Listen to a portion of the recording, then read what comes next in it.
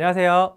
네, 지난 차시에서는 데이터 프레임의 구조에 대해서 알아보고 데이터 프레임을 생성하는 것까지 한번 실습을 해보았습니다. 이번 시간에는 데이터 프레임이 제공해주는 다양한 기능들에 대해서 한번 천천히 살펴보겠습니다. 지난 차시에서도 말씀드렸다시피 이 데이터 프레임은 2차원 데이터를 저장하고 처리하고 분석하기 위해서 굉장히 많은 유용한 기능들을 제공을 합니다. 예를 들어서 데이터의 평균, 표준 편차, 최대값 등과 같이 데이터의 통계를 낸다거나 데이터를 정렬을 해서 본다거나 집계하는 등의 여러 가지 기능들을 사용을 할 수가 있고요. 혹은 내가 필요로 하는 컬럼을 추가하거나 필요 없다고 생각되는 컬럼들을 삭제하거나 필요 없는 데이터를 삭제하거나 필요한 데이터를 추가하거나 이러한 것들도 저희가 수행을 할 수가 있습니다. 이러한 기능들에 대해서 하나하나 한번 상세히 살펴보겠습니다. 이러한 기능들은 데이터 프레임의 속성, 어트리뷰트나 메소드, 함수를 활용을 해서 사용할 수가 있는데요. 이 데이터 프레임은 공식 홈페이지에서 보시는 바와 같이 매우 많은 속성과 함수들을 제공을 합니다. 수업 시간에는 데이터 프레임이 제공해주는 모든 기능들을 다 다룰 수가 없기 때문에 데이터 프레임의 구조와 이런 함수의 동작 방식을 잘 이해하셔야 됩니다. 예를 들어서 함수를 내가 실행을 했는데 왜 이런 결과가 나오는지, 물론 잘하면 원하는 결과가 나올 수도 있고 원하지 않는 결과가 나올 수도 있는데 원하는 결과가 나오면 좋은 건데 원하는 결과가 나오지 않았을 때 왜 이런 결과가 나왔는지를 일단 이해를 하셔야 되고요. 혹은 함수를 실행했는데 아예 동작이 안 돼서 에러가 발생을 하는 경우도 여러분들이 종종 마주치게 될 텐데요. 그러한 경우에도 왜 동작하지 않는지 이런 것들을 이해를 하시려면 이런 함수가 어떻게 동작하는지 그리고 데이터 프레임의 구조의 이해를 바탕으로 왜 이렇게 함수가 동작하는지를 이해하셔야겠죠. 그래서 이번 차시를 잘 이해하시게 되면 우리가 이번 차시에서 다루지 않았던 다른 기능들도 여러분들이 공식 문서에서 그 내용 함수의 그러한 설명들을 보시고 잘 활용하실 수 있으리라 생각이 됩니다. 그럼 데이터 프레임이 제공하는 주요 속성들과 함수들을 직접 하나하나 실습을 해보면서 알아보도록 하겠습니다.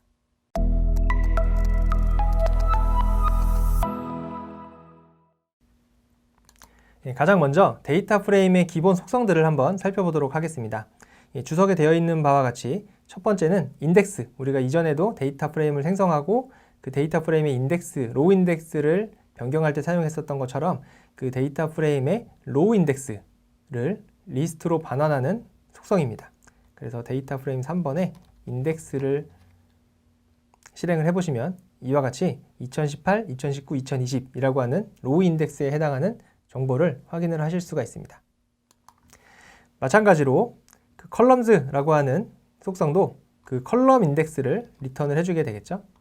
그래서 서울, 대전, 대구, 부산, 광주 이렇게 5개의 컬럼 인덱스가 리스트로 반환이 되는 것을 확인을 해볼 수가 있습니다. 그 다음에 살펴볼 속성은 values인데요. values는 값을 반환을 하는 거죠. 값을 반환을 하게 되고요. 이거에 대한 데이터 타입은 시리즈와 마찬가지로 ND 어레이 형태의 데이터 타입이고요. 2차원 형태의 데이터이기 때문에 이렇게 대괄호가 2개가 있죠. 그래서 리스트의 리스트, 1차원 배열의 1차원 배열 형태로 데이터가 저장이 되어 있는 것을 확인을 해볼 수가 있습니다. 그 다음에는 shape이라고 하는 속성을 한번 살펴볼 텐데요. shape이라고 하는 것은 모양이에요, 모양. 그래서 데이터의 형태, 2차원 데이터가 어떤 형태로 이루어져 있는지 행과 열의 개수를 튜플의 형태로 반환을 합니다. 여기에서는 3개의 행과 5개의 열로 이루어져 있죠. 그래서 3,5라고 하는 튜플의 형태로 행과 열의 개수를 반환을 하는 속성입니다. 이번에는 트랜스포즈 T라고 하는 것을 한번 살펴볼 텐데요. 데이터 프레임 3번은 우리가 보셨다시피 5개의 도시에 대한 정보가 컬럼 인덱스가 되고요. 연도 정보가 로우 인덱스가 되는데 때에 따라서는 로우 인덱스와 컬럼 인덱스를 맞바꾸고 싶은 경우가 있을 수가 있어요. 예를 들어서 서울, 대전, 대구, 부산, 광주를 로우 인덱스로 하고 2018, 2019, 2020을 컬럼 인덱스 이렇게 이제 2개의 인덱스를 각각 바꾸고 싶은 경우에는 트랜스포즈라고 하는 의미의 대문자 T라고 하는 속성을 사용을 할 수가 있습니다. 사용을 한번 해보시면 이와 같이 행과 열이 이렇게 맞바뀌는 것을 확인을 할 수가 있습니다. 그 다음으로 살펴볼 속성은 액세스라고 하는 그 액시스의 복수형이죠. 액시스가 이제 축, 그 로우 인덱스와 컬럼 인덱스를 지칭하는 거기 때문에 이 액세스라고 하는 그 속성도 그 로우 인덱스와 컬럼 인덱스에 해당하는 정보를 리스트로 리턴을 해주는 그 속성입니다. 그래서 보시면 int64 인덱스, 그러니까 로우 인덱스에 해당하는 정보가 나오고요. 그 다음에 컬럼 인덱스에 해당하는 정보가 나오는 것을 확인을 할 수가 있고요. 그 다음에는 dtypes라고 하는 속성도 있는데요. 요거는 데이터 타입을 리턴을 해주는 속성입니다. 결과를 보시는 바와 같이 데이터 프레임에 있는 속성별로, 그러니까 컬럼별로 그 데이터 타입이 리턴이 되는 것을 확인을 해볼 수가 있고요. 이거는 우리가 그 데이터 프레임의 구조를 잘 생각을 해보시면 당연한 결과라고 생각이 되실 텐데요. 그 데이터 프레임이라고 하는 게 결국은 시리즈의 묶음이고 그 시리즈는 각각 컬럼별로 생성이 되는 게 기본이라고 했죠. 그래서 컬럼별로 시리즈가 있기 때문에 기본적인 지금 우리가 만들어 놓은 이 df3라고 하는 데이터 프레임은 5개의 시리즈로 이루어져 있는 데이터 프레임이죠. 그렇죠? 그래서 그 각각의 5개의 시리즈에 대해서 이 데이터 타입이 이제 출력이 되는 것을 확인을 해볼 수가 있고요. 그 실제 데이터 프레임 3의 데이터를 보면 대부분 숫자형 둘 다 모두 숫자형 데이터이지만 이 대전, 대구, 부산, 광주 같은 경우에는 정수형 데이터만 있고요. 서울 같은 경우에는 여기 2020에 938.5라고 하는 실수형 데이터가 포함이 되어져 있습니다. 그렇기 때문에 그 서울이라고 하는 시리즈의 데이터 타입은 그 플로트, 실수형 데이터 타입으로 정의가 되어 있는 것을 확인을 해볼 수가 있습니다. 여러분들도 아시다시피 파이썬은 우리가 변수를 선언하고 사용을 할 때 저희가 데이터 타입을 명시적으로 지정을 하지 않죠. 우리가 그 변수의 값을 할당을 하게 되면 그 값의 형태에 따라서 파이썬이 자동으로 데이터 타입을 지정을 해주게 되는데요. 이것도 마찬가지죠. 그래서 이 실수형 데이터가 포함된 서울이라고 하는 시리즈에는 플로트로 데이터 타입이 지정이 되고 나머지는 정수형 데이터만 있기 때문에 int라고 하는 숫자형 데이터 타입으로 데이터가 타입이 지정이 된 것을 확인을 해볼 수가 있습니다.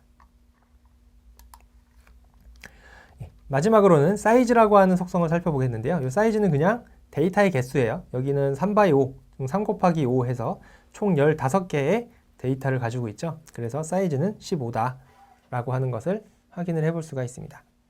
여기까지 간단하게 저희가 데이터 프레임에서 제공해주는 속성들에 대해서 살펴보았습니다. 속성을 사용하실 때 주의하셔야 될 점은 여기 그냥 데이터 프레임의 이름, 변수의 이름에다가 점 뒤에 속성의 이름을 그냥 기입을 하시면 됩니다. 그 괄호를 열고 닫고 하는 경우 그런 거는 없어요. 속성은. 그렇죠?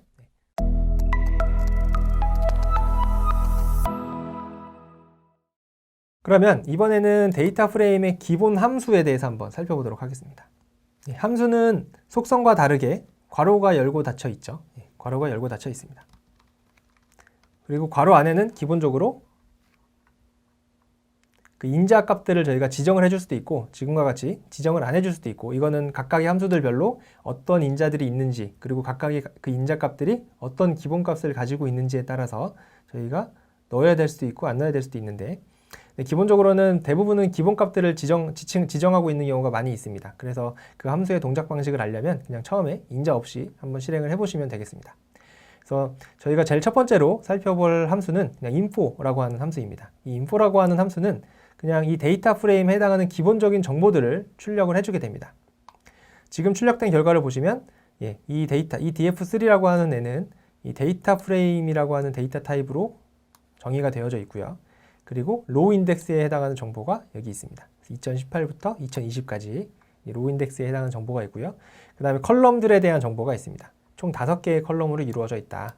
그리고 이 각각의 5개의 컬럼에 해당하는 정보들이 이렇게 쭉 나열이 되어져 있고요.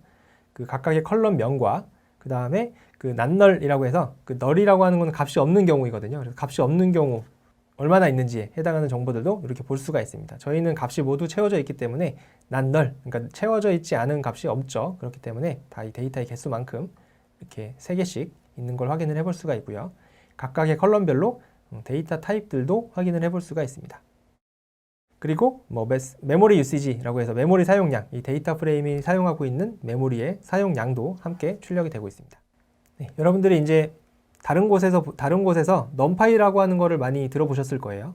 numpy라고 하는 걸 통해서 데이터 분석을 하는 경우도 굉장히 많이 있습니다. 실제로 많이 있는데 저희가 이번 강의에서는 numpy 대신에 판다스를 사용을 하는 이유는 numpy도 사용을 하면 굉장히 유용하지만 판다스를 사용을 하시면 numpy를 사용했을 때보다 훨씬 더 여러분들이 데이터를 처리하는데 더 간편하게 하실 수가 있어요. 그래서 numpy를 사용하면 막 여러 줄 복잡하게 프로그래밍을 해야 되는 거를 이 판다스에서는 특정 함수 하나로 수행을 한다거나 하는 식으로 훨씬 더 간단하고 간결하게 여러분들이 하실 수가 있기 때문에 저희가 numpy보다는 판다스를 저희가 설명을 드리고 있습니다.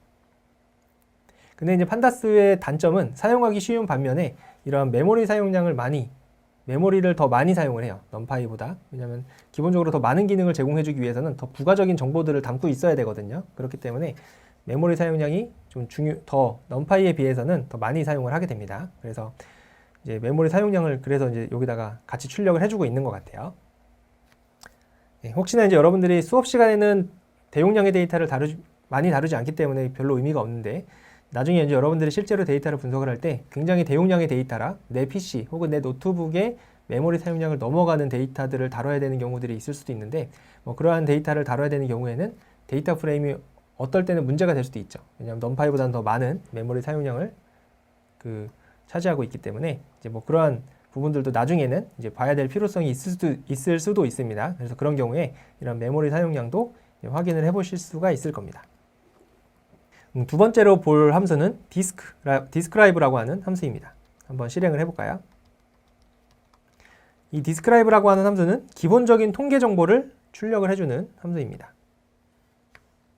네, 이와 같이 기본적인 통계 정보를 출력을 해주죠. 컬럼별로 출력을 해줍니다. 그래서 각각의 컬럼별로 카운트, 로우의 개수가 몇 개인지, 그 다음에 민, 평균값이 얼마인지, 그 다음에 스탠다드, 디비에이션, 표준 편차가 얼마인지, 민값부터 최소값부터 최대값까지, 그리고 각각의 그 25분위 단위의 분위값들까지 해서 각각의 컬럼들의 통계 정보들을 출력을 해주고 있습니다.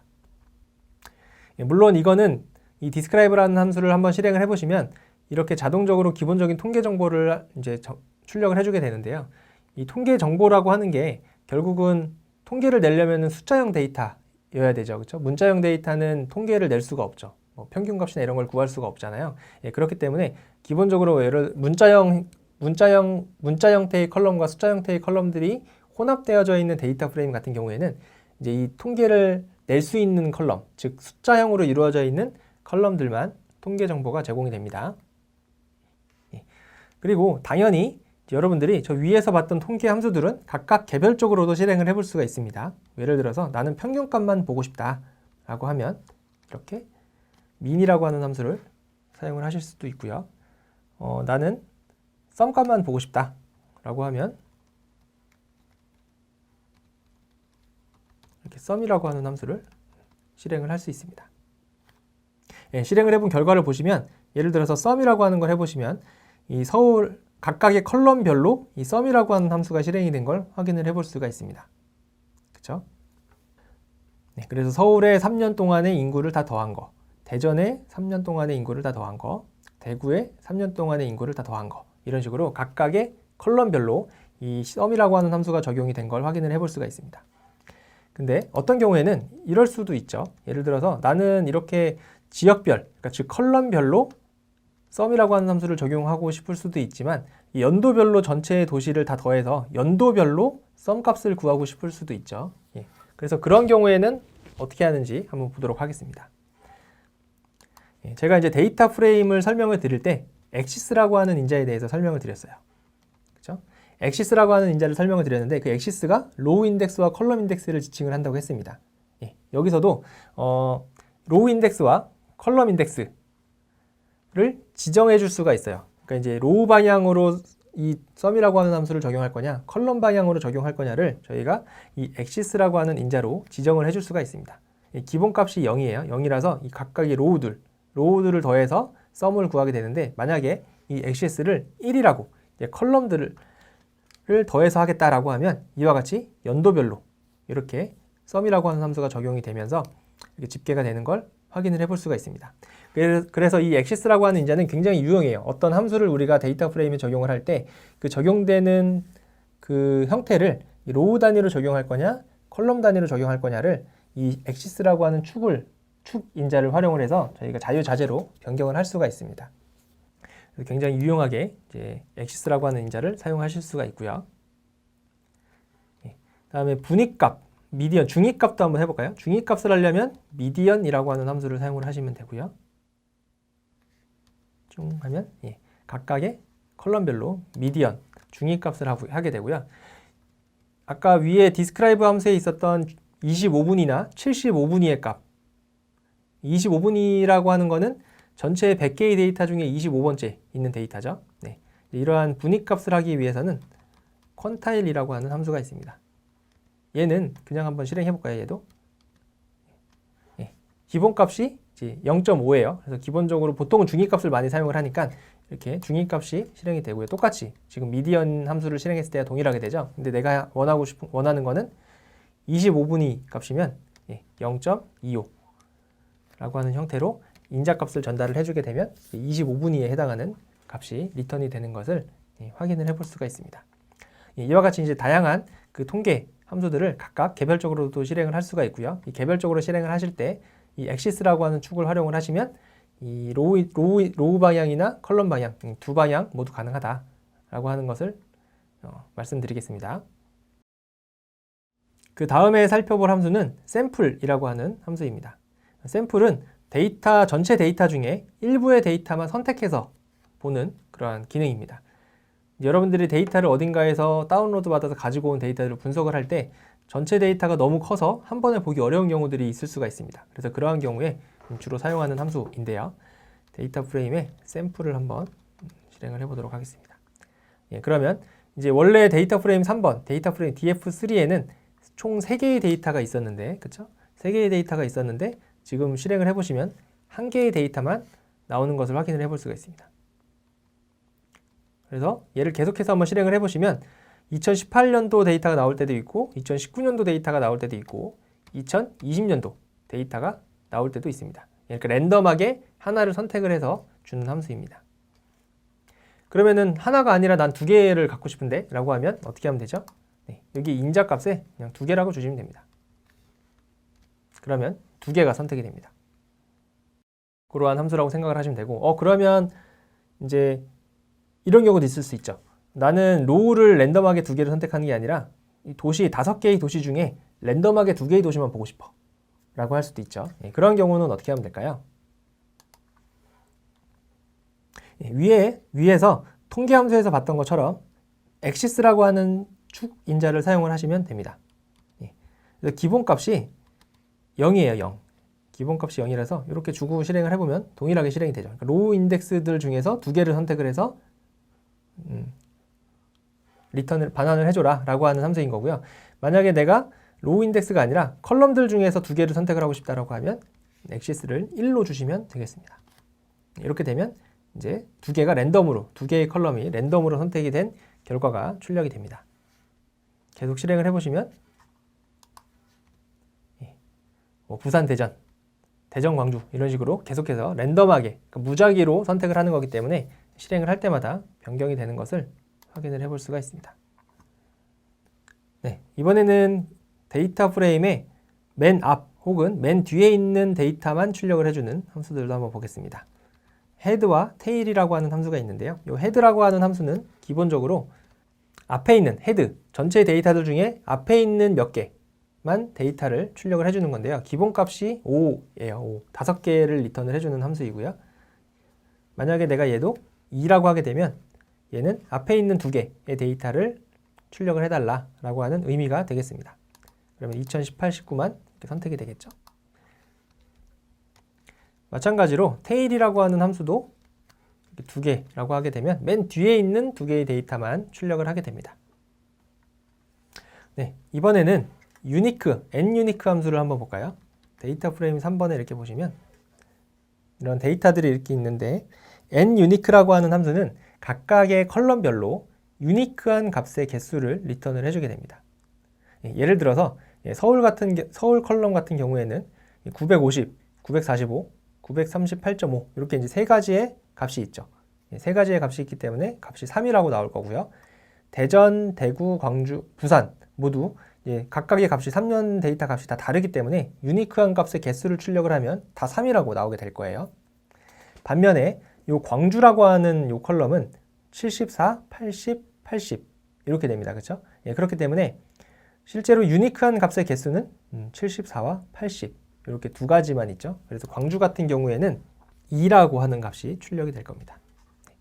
이와 같이 서울, 대전, 대구, 부산, 광주 이렇게 이제 각각의 컬럼별로 유니크한 값의 개수를 출력을 해주는데 나머지 다른 컬럼들은 다 3개 유니크한 값을 가지고 있는 반면 광주는 동일한 값이 있었기 때문에 2개의 값이 유니크하다라고 하는 정보도 확인을 해볼 수가 있습니다. 네, 그 다음에 살펴볼 함수는 플랫이라고 하는 함수입니다. 이 플랫이라고 하는 함수는 데이터를 시각화해서 그래프로, 차트로 보여주는 함수입니다. 데이터 프레임에 플랫 한번 해볼까요?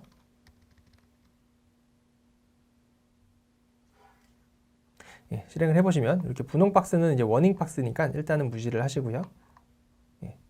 실제로 이렇게 뭔가 이상하지만 그래프로 이렇게 출력이 되는 걸 확인을 해볼 수가 있죠. 이거를 이제 다듬으려면은 시각화에 대한 더 상세한 내용들을 많이 저희가 해야 되는데 일단은 한 가지만 해볼게요. 지금 여기 보면 서울, 대구, 대전, 부산, 광주 이렇게 5개의 도시에 대한 정보인데 이게 지금 이렇게 네모 박스로 나오는 거는 한글이 깨져서 그렇습니다. 그래서 지금 폰트가 이 한글을 지원하지 않는 폰트를 지금 기본적으로 사용을 하고 있기 때문에 지금 이렇게 한글 폰트가 깨지고 있거든요. 그래서 이 한글 폰트 깨지는 것만 저희가 한번 처리를 해보도록 하겠습니다. 그래서 일단 우리가 데이터 시각화하는 함수는 매플론립이라고 하는 함수가 있어요. 그래서 얘를 임포트를 하고요. 이 PLT에 이 파라미터들이 있는데 이 파라미터들 중에 폰트 정보를 변경을 해주면 되겠습니다. 이 폰트 정보를 맑은 고딕으로 변경을 해주도록 하겠습니다. 이렇게 해서 한번 실행을 해볼게요. 이렇게 하게 되면 워닝도 사라지고, 그죠? 이렇게 서울, 대전, 대구, 부산, 광주가 3년치에 해당하는 인구 추이가 이렇게 그래프로 변환이 되는 것을 확인을 해볼 수가 있습니다. 더 자세한 내용들은 나중에 데이터 시각화를 할 때 더 상세하게 다뤄보도록 하겠습니다.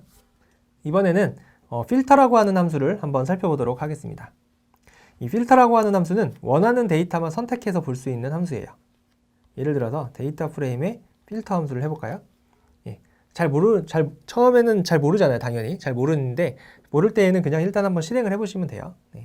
인자값이 뭐가 있는지도 모르고 이거를 알려면은 공식 문서를 보면 되는데 처음에는 보기가 되게 싫잖아요. 그렇기 때문에 한번 그냥 실행을 해보겠습니다. 그래서 필터를 한번 실행을 해보시면 이와 같이 뭔가 에러가 나요. 아까 우리가 이전에 했던 함수들은 그냥 인자를 주지 않아도 기본적으로 이제 동작을 하는 함수들이 굉장히 대부분이었는데 이와 같이 어떤 함수들은 어떤 특정 인자는 무조건 줘야 되는 그러한 함수들도 있습니다. 그래서 이것도 이제 그것 때문에 발생을 하는 에러고요. 이제 필터를 하게 되면 이 필터라고 하는 게 결국은 이제 걸러내는 거죠. 전체 데이터를 다 보는 게 아니라 그 중에 일부 데이터만 선택을 해서 봐야 되는데 그 선택하는 기준은 데이터마다 다르잖아요. 그렇기 때문에 기본값으로 지정을 할 수가 없습니다.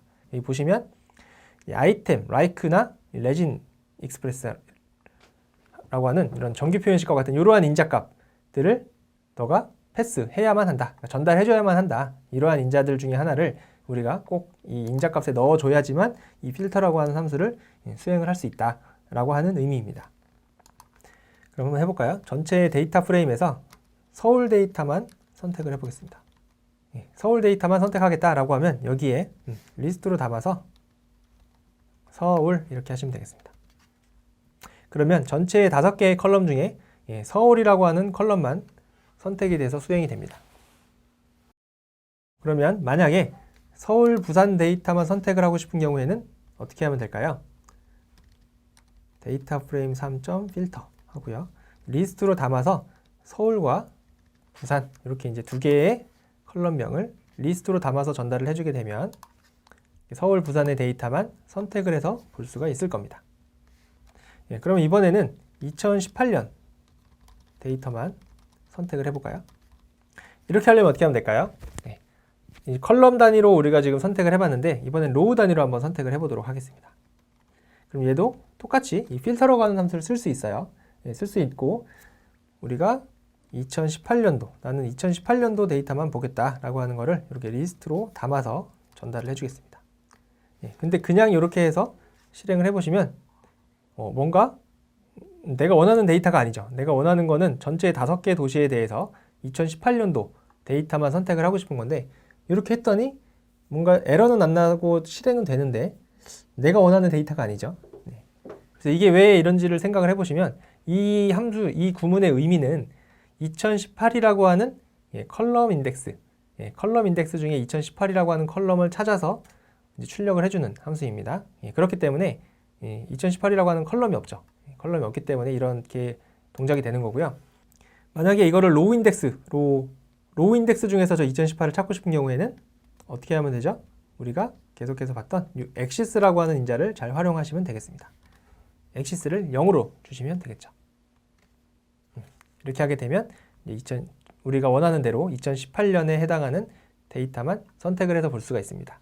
그래서 저희가 지금 통계 함수나 샘플이나 이런 필터 함수에서 우리가 살펴봤듯이 이 엑시스라고 하는 인자는 데이터 프레임에서 제공해주는 많은 함수들에서 지원을 해줘요. 그러니까 여러분들이 상식적으로 생각을 했을 때 이런 축방향, 이런 엑시스의 로우 인덱스와 컬럼 인덱스의 축방향을 변경해서 이 함수를 적용할 수 있다고 생각되는 함수들은 대부분 기본적으로 이 엑시스라고 하는 그 인자를 제공을 해주게 됩니다. 그렇기 때문에 여러분들이 이거를 잘 활용을 하시면 굳이 여러분들이 막 기능들을 직접 개발하지 않고도 정해진 기능들을 함수를 통해서 사용을 하실 수가 있습니다. 이번에는 이 필터를 조금 더 고난이도의 필터를 한번 사용을 해보도록 하겠습니다. 이번에는 어떤 걸 사용을 해볼 거냐면 이제 정규 표현식이라고 해서 리전 익스프레스라고 하는 걸 한번 사용해 보도록 하겠습니다. 이 정규 표현식이라고 하는 건 뭐냐면 우리가 지금까지는 예를 들어서 대전, 대구에 대한 데이터만 보고 싶다라고 하면 필터 해서 대전, 대구 이런 식으로 내가 원하는 컬럼명을 이렇게 명시적으로 지정을 하면 할 수 있죠. 이렇게 할 수는 있는데 예를 들어서 나는 이렇게 딱 2개의 도시가 아니라 그냥 대로 시작하는 도시를 다 선택하고 싶어요. 대로 시작하는 도시를 이게 10개가 됐든 20개가 됐든 3개가 됐든 이제 대로 시작하는 컬럼들을 다 선택을 하고 싶다라고 하면 우리가 일일이 컬럼명을 다 확인해서 일일이 다 이렇게 리스트로 10개든 20개든 직접 지정을 할 수도 있지만 굉장히 번거로운 일이죠. 그래서 그거를 이제 컴퓨터한테 시키고 싶은 건데 이제 그럴 때 사용하는 게 정규 표현식이라고 하는 겁니다. 정규 표현식이라고 하는 거는 기본적으로 문자열의 패턴을 지정을 해주면 그 문자열 패턴에 맞는 문자들은 다 리턴을 해주는 그러한 개념이라고 생각을 하시면 되겠습니다. 그래서 정규 표현식에 대해서는 나중에 추후에 시간이 되면 조금 더 상세하게 설명을 드리고 이런 기능도 있다라고 하는 정도만 소개를 드리도록 하겠습니다. 필터에 여기다가 정규 표현식이라고 하는 리전 익스프레스라고 하는 인자값에 제가 어떤 문자열 패턴을 지정을 해줄 수가 있어요. 그리고 문자열 패턴을 지정하는 방식은 이제 여러 가지가 있는데 가장 기본적으로는 이제 이렇게 한번 해보도록 하겠습니다. 이렇게 꺽쇠 표시하고 그다음에 대 이렇게 하게 되면 얘는 이 대로 시작하는 문자열이라고 생각을 하시면 되겠습니다.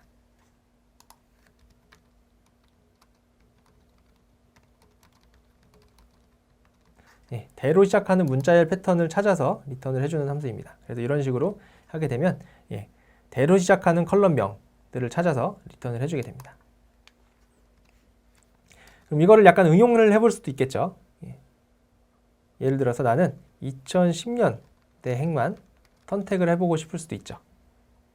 지금은 우리가 이제 3년치 데이터만 있는데 예를 들어서 한 50년치 데이터가 있다고 가정을 해볼게요. 그러면 그 데이터들 중에서 나는 2010년부터 2011년, 2012년 해서 2019년까지에 해당하는 데이터만 선택을 하고 싶다라고 하는 경우에는 어떻게 하면 될까요? 똑같이 이 필터의 기능을 써서 이 정규 표현식에 2010부터 2019는 이 패턴이 있죠. 어떤 패턴이 있냐면 201 하고 그 다음에 0부터 9까지의 값이죠. 그렇기 때문에 이렇게 표시를 하고 201 이렇게 하게 되면 201로 시작하는 형태의 그 인덱스를 모두 다 선택을 하게 되겠습니다. 그렇죠? 이렇게 실행을 해보시면 또 뭔가 이상하죠? 이렇게 되는 이유는 이 필터라고 하는 게 아까 우리가 계속 봤던 것처럼 기본적으로 컬럼 인덱스를 먼저 탐색하기 때문입니다. 그래서 로우 인덱스를 탐색을 하라고 axis라고 하는 축으로 0을 주게 되면 이와 같이 2010땡으로 시작되는 2010, 2001, 201로 시작되는 그러한 연도에 해당하는 정보들을 모두 다 출력을 해주는 것을 확인을 해볼 수가 있습니다. 그래서 어떤 특정 문자열로 시작하는 문자열 패턴을 지칭을 할 때에는 이렇게 하시면 되고요. 반대로 예를 들어서 10년 단위의 행만 선택을 하고 싶다. 예를 들어서 뭐 2000년, 2010년, 뭐 2020년, 2030년 뭐 이런 식으로 이런 식의 형태의 데이터를 우리가 선택을 하고 싶다라고 하면 얘도 마찬가지로 정규 표현식을 사용할 수가 있고요. 이 정규 표현식의 이 데이터, 내가 원하는 형태의 데이터의 패턴을 보면 맨 뒤가 0이죠. 맨 뒤가 0. 그래서 앞에 뭐가 됐든 맨 뒤에 글자가 0인 거만 필터를 하겠다라고 하면 그것도 문자열 패턴이니까 이전 익스프레스에는 0으로 끝나는 거. 0으로 끝나는 거는 0하고 달러 표시 이렇게 해주시면 0으로 끝나는 그러한 패턴이라고 생각을 하시면 되겠습니다. 그리고 얘도 마찬가지로 로우 인덱스에 적용을 해야 되니까 액시스를 0으로 이렇게 주시게 되면 이렇게 2020, 지금 저희 데이터는 3개밖에 없으니까 이 2020이라고 하는 데이터만 이 패턴에 맞는 이 2020이라고 하는 데이터만 선택이 되는 것을 확인을 해볼 수가 있습니다. 네, 그래서 여기까지 간단하게 그 데이터 프레임이 제공해주는 속성과 함수들에 대해서 살펴보았습니다. 네, 한 가지 이제 여러분들이 라고 이제 하실 수도 있을 것 같아서 하나만 부연 설명을 드리면 지금 보시면 우리가 어떤 함수를 실행을 한 결과 우리가 이제 함수를 실행한 결과가 여기 밑에 이제 아웃풋이라고 하는 곳에 출력이 되는데요. 이 출력이 되는 거는 가장 마지막에 있던 애가 자동적으로 출력이 됩니다. 가장 마지막에 있던 애가 출력이 돼요. 그래서 우리가 이렇게 두 개의 함수를 실행하더라도 얘 실행한 결과가 원래 출력이 되고 그 다음에 그 결과를 얘가 마지막 이 함수가 실행한 결과가 덮어 써서 최종적으로는 이 마지막에 있는 애만 출력이 됩니다. 네. 지금까지 인덱스, 컬럼스, values, size 등과 같은 데이터 프레임의 기본적인 속성들과 info, describe, sample, filter 등 데이터 프레임이 제공해주는 함수들에 대해서 간단하게 살펴보았습니다.